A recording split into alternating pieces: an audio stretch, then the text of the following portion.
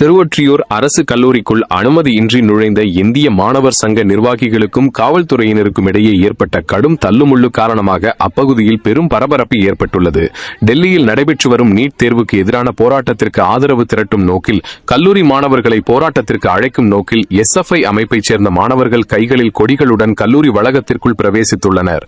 டெல்லி போராட்டத்திற்கு ஆதரவு தெரிவிக்குமாறு கோரி அவர்கள் மாணவர்களிடையே பிரசாரம் செய்த நிலையில் அங்கு விரைந்த காவல்துறையினர் அவர்களை தடுத்து நிறுத்தியுள்ளனர்.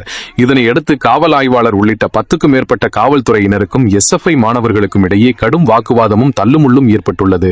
நிலைமையை கட்டுப்பாட்டுக்குள் கொண்டுவரும் நோக்கில் இமானுவேல், சஞ்சய் உள்ளிட்ட 4 மாணவர்களை காவல்துறையினர் கைது செய்து வாகனத்தில் ஏற்றி காவல் நிலையத்திற்கு அழைத்துச் சென்றுள்ளனர்.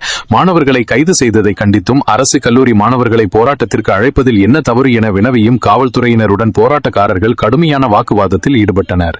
இந்த சம்பவத்தை தொடர்ந்து மேலதிக அசம்பாவிதங்களை தவிர்க்கும் பொருட்டு கல்லூரி நுழைவாயிலில் காவல்துறையினர் குவிக்கப்பட்டு பாதுகாப்பு பணியில் ஈடுபட்டு வருகின்றமை குறிப்பிடத்தக்கது.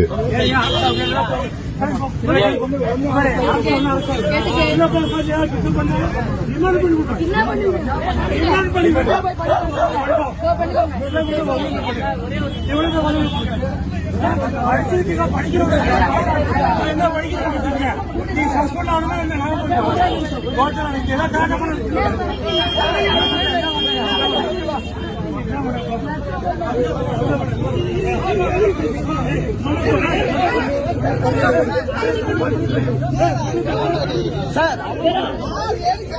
அரசு பண்ணி மாட்டது கொண்டு போ சார். ஏன் சார் எனக்கு இந்த காலேஜுக்கு சம்பளம்